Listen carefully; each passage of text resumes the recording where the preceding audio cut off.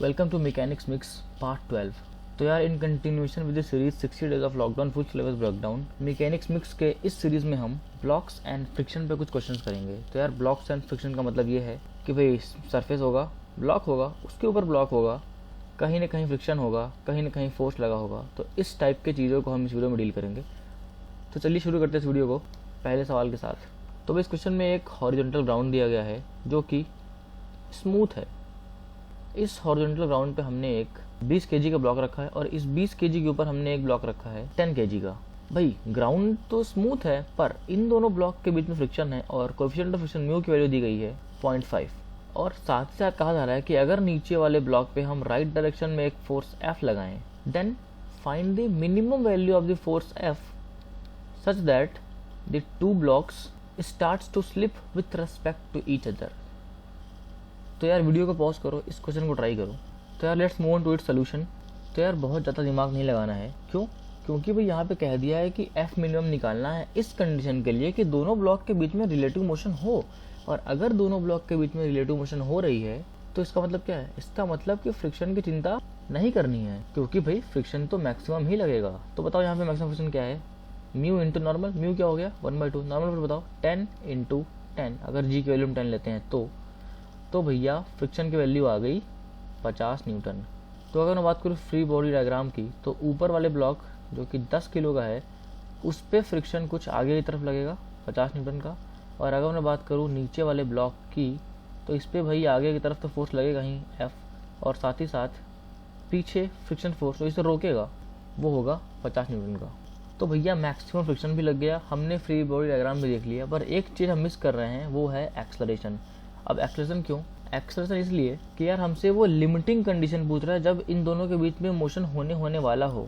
तो हम ये अज्यूम करेंगे कि इन दोनों के बीच मोशन नहीं हुआ है। तो अगर इन दोनों के बीच मोशन नहीं हुआ है जिसका मतलब कि इस डायरेक्शन में इनकी कुछ एक्सेलरेशन हम ए अगर अज्यूम कर लें, तो यार ये इधर जा रहा है ए एक्सेलरेशन से, ये भी इधर जा रहा है ए एक्सेलरेशन से।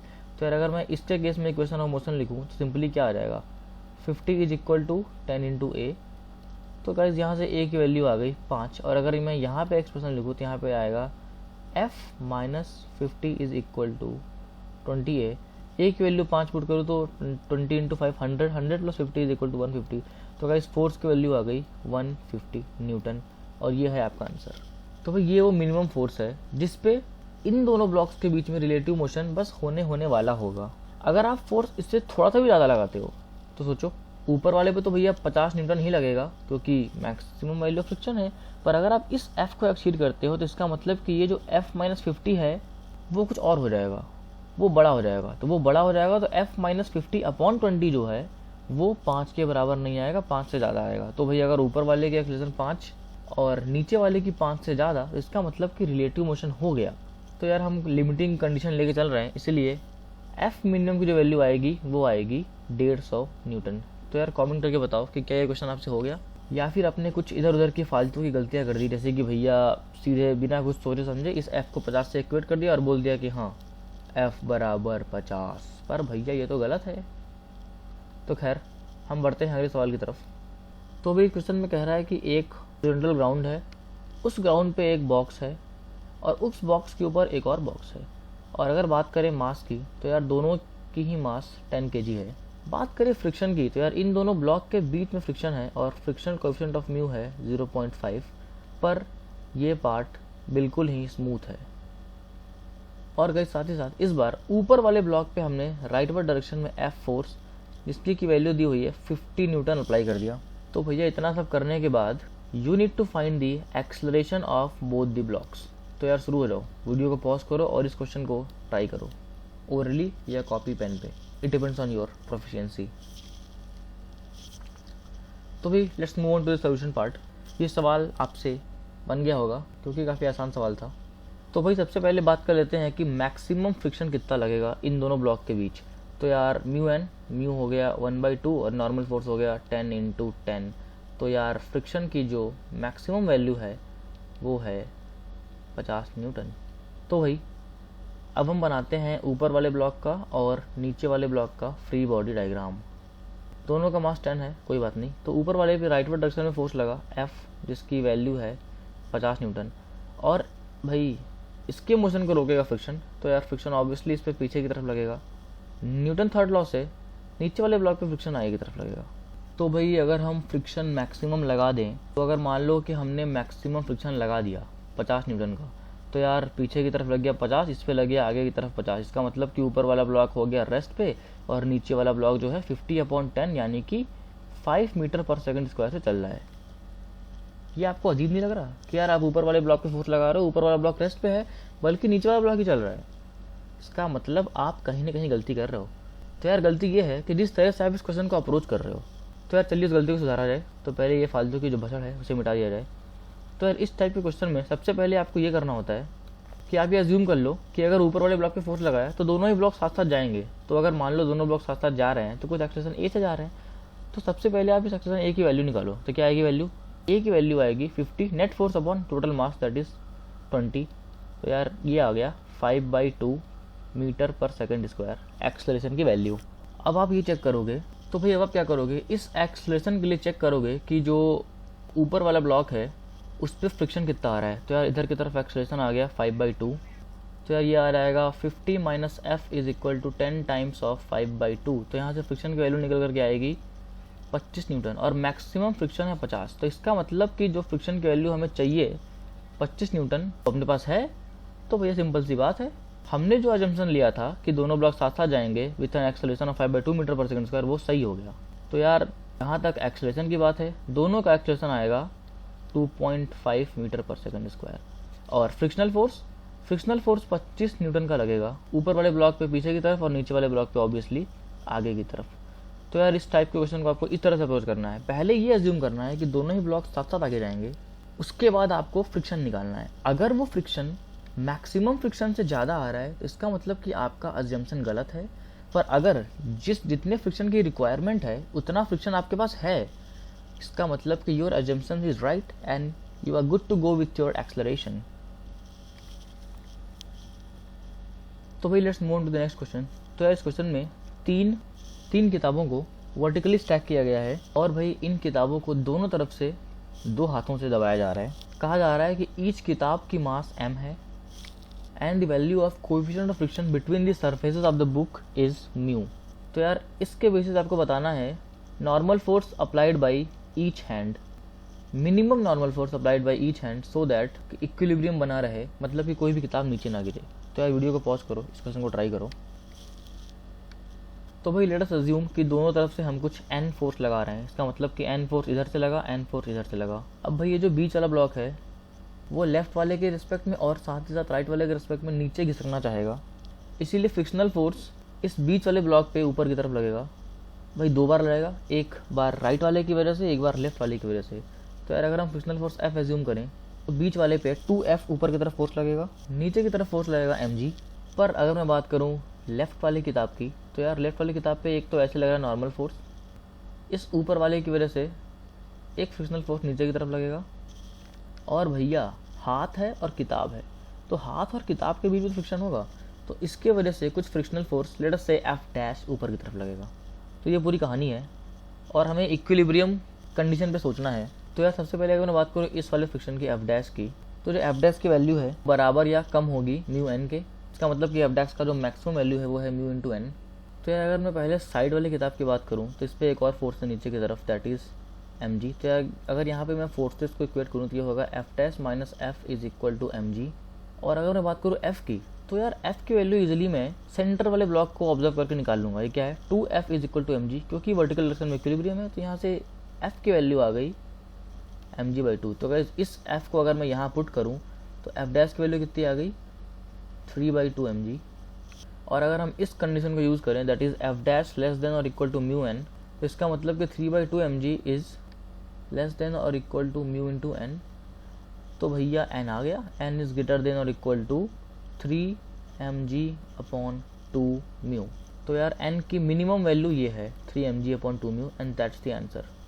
तो यार कमेंट करके बताओ कि कितने लोगों से ये क्वेश्चन हो गया। और अगर आपसे इस टाइप के क्वेश्चन नहीं हो पा रहे हैं तो भाई क्या रीज़न है? क्या आप क्लियरली फ्री बॉडी डायग्राम नहीं बना पा रहे हो? चलो मानना क्या फ्री बॉडी डायग्राम बना पा रहे हो, तो क्या ऐसा हो रहा है कि फ्री बॉडी डायग्राम बना ले रहे हो फिर उसके बाद उससे सही इंटरप्रिटेशंस नहीं निकाल पा रहे हो? और भाई ये चीज़ अगर आप ऐसा नहीं कर पा रहे हो तो भाई क्यों नहीं कर पा रहे हो? आपको और प्रैक्टिस की ज़रूरत है, एज सिंपल एज दैट। क्योंकि भाई इसमें कुछ खास है ही नहीं। अगर वर्टिकल डायरेक्शन में इक्विलिब्रियम की बात कर रहा है तो सिंपली आप वर्टिकल डायरेक्शन में फोर्सेस को इक्वेट करो। अगर हॉरिजॉन्टल डायरेक्शन में इक्विलिब्रियम की बात कर रहा है तो आप सीधे सीधे हॉरिजॉन्टल डायरेक्शन में फोर्सेस को इक्वेट करो, बस। तो guys let's move to the next question.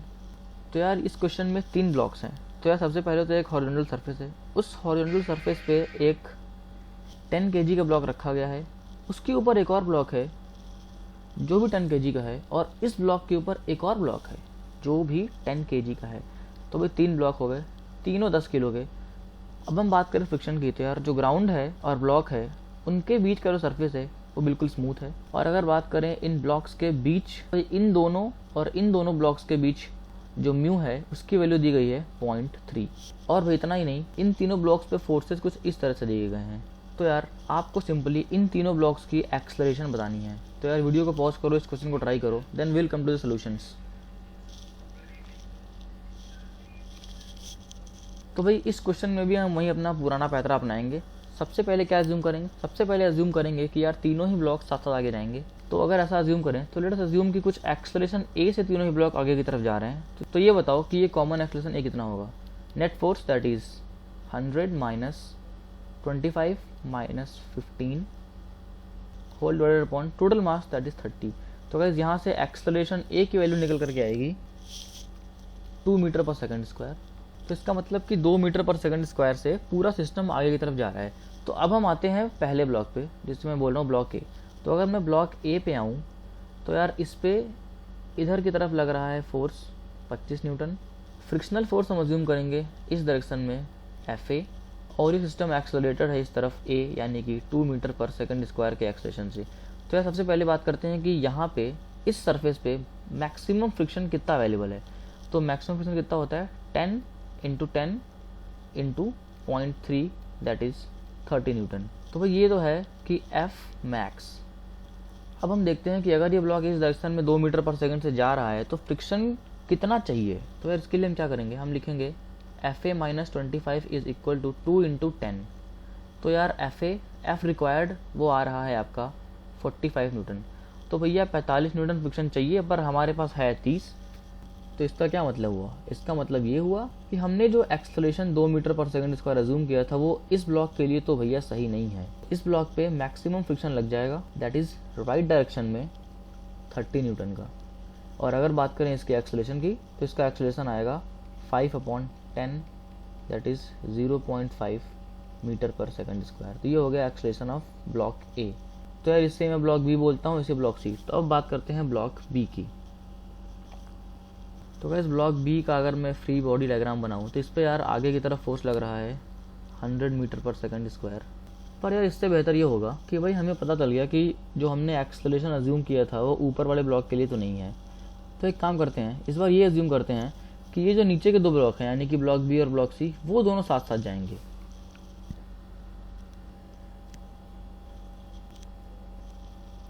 3 × 4 = 4, 45, 45 गया 100 में से 55/20, 55/20 मतलब 11 और 4।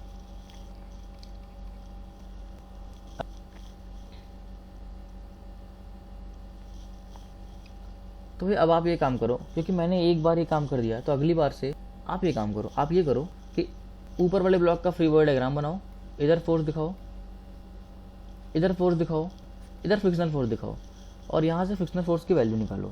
तो यहाँ पे जो फ्रिक्शनल फोर्स की वैल्यू आएगी, अगर उतनी फ्रिक्शन हमारे पास है, यानी कि अगर वो वैल्यू F मैक्स से छोटी है, तब तो भैया अपना एक्सेलरेशन वाला अजम्पशन ट्रू हो गया। तो इसका मतलब कि ऊपर वाला ब्लॉक जो है वो तो जाएगा 0.5 मीटर पर सेकंड स्क्वायर से, पर नीचे के दोनों ब्लॉक जाएंगे 11.4 मीटर पर सेकंड स्क्वायर से।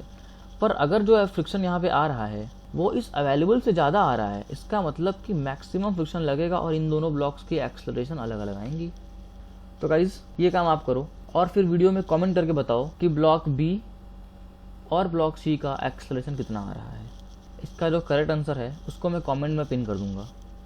तो ये आज के लिए इतना ही। आई एम श्योर कि मैंने जो भी कॉन्सेप्ट्स इस वीडियो में बताए ब्लॉक्स और फ्रिक्शन से रिलेटेड, अब आपकी फैमिलियरिटी उन कॉन्सेप्ट से बढ़ चुकी है। तो इस टाइप के क्वेश्चन तो अब आप आसानी से कर लोगे। और वो चेक करने के लिए एंड में मैंने एक क्वेश्चन भी दे दिया। खैर क्वेश्चन भी पूरा नहीं दिया, क्वेश्चन का एक पार्ट दिया। ताकि चीज़ें और आसान हो जाएं आपके लिए। तो यार कमेंट करके बताओ कि आज जितने भी क्वेश्चन हमने किए उसमें से आपसे कितने हो गए और आपने क्या नया कॉन्सेप्ट सीखा।